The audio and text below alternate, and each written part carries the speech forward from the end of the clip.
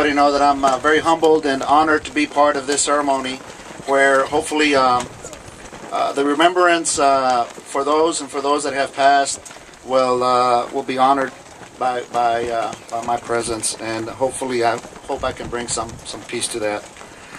But I had an opportunity to meet General Marcos Cisneros before I came up here, and Marcos Cisneros is an individual who is very similar to most of us Valleyettes. Actually, he was from Brownsville, born in Brownsville, Texas, and he's every bit of inspiration that most of us need to have, that we need to inspire in our children. And we're here because of those children. But Marcos Cisneros, General Cisneros, has, in looking at his success as a career officer, becoming commissioned in 1961, serving 30 years in the uniformed service as an officer. He served in Vietnam. He served also in Operation Just Cause. He has a history in the military field, but he's here to bring honor to this presentation. And I am very humbled to be here in the presence of all of these individuals, and especially yours. General, please join me up here. General Cisneros.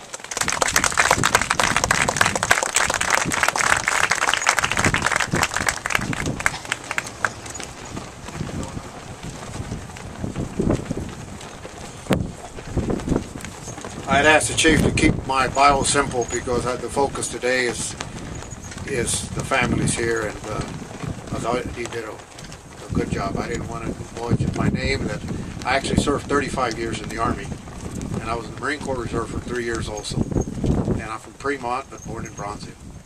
Y hablo español muy bien, so I'll try not to bore you with my Spanish language anyway.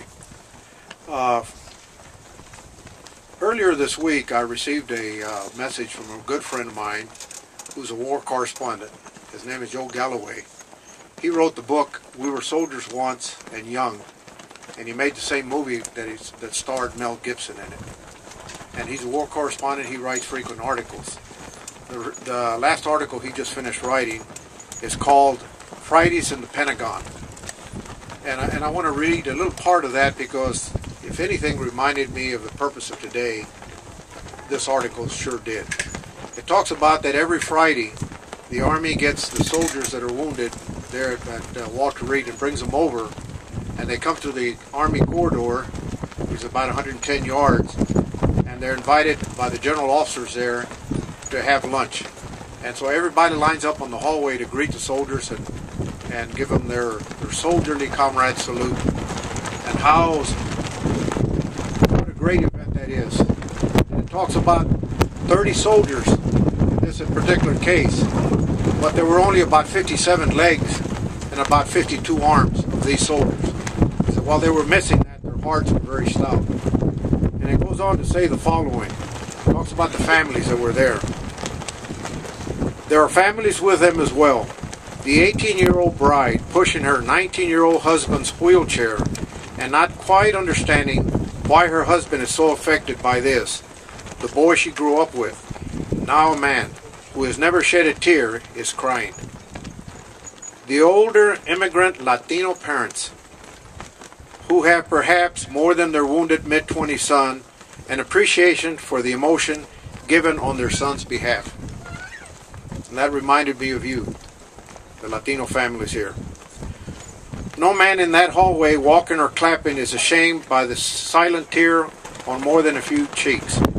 An airborne ranger wipes his eyes only to better see. A couple of the officers in the crowd have themselves been a part of this parade in the past. These are our men. Broken in bodies they may be, but they are our brothers, and we welcome them home. This parade has gone on every single Friday, all year long, for more than 4 years.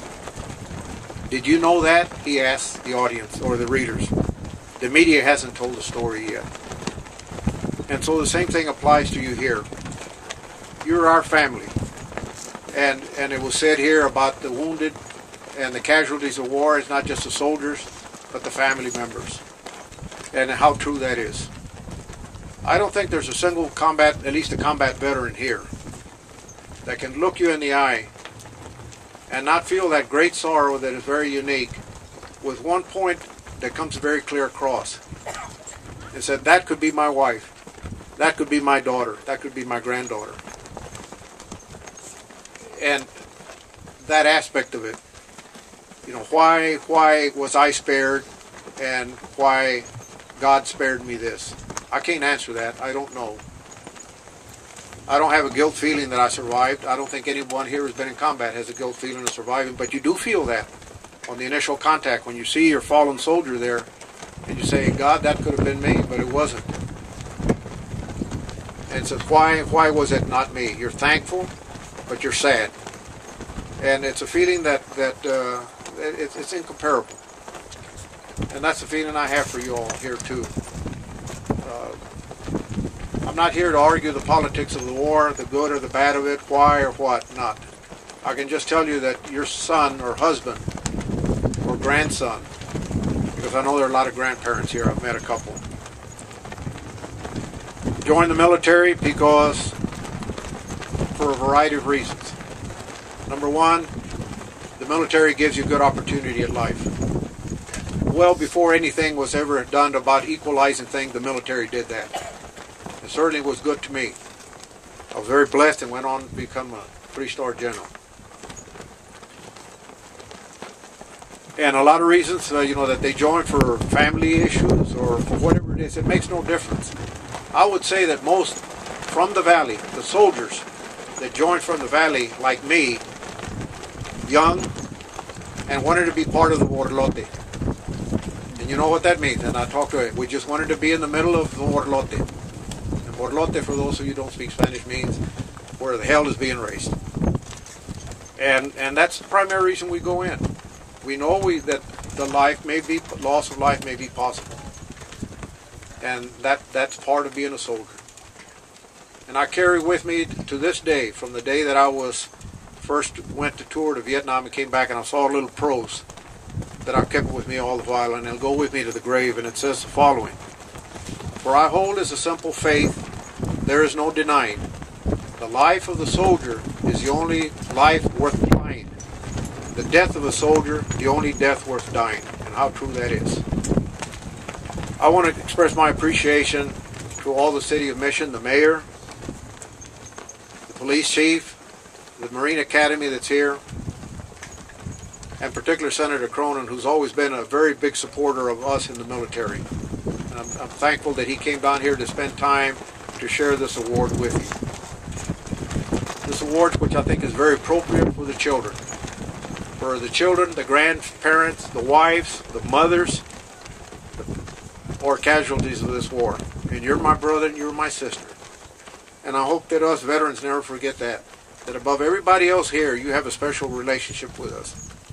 God bless you, and I hope that at the end of this day, I know you'll be sad, but also remember that your loved one served this country honorably and served this area honorably. And I'm very proud as a Mexican-American that we have paid our price and we've paid our dividend to be part of American Defended. I wish the rest of America could see this list and how many from the valley are down here. And sometimes we forget that. So thank you, Senator Cronin, for including me in this event. I'm very grateful to you, sir. And Mayor, thank you for this setup. I was here when we dedicated the ceremony with General Sanchez, and he and I were guest speakers here. It was just as windy as it is today. It's a beautiful day. And I wish you Godspeed. Thank you very much.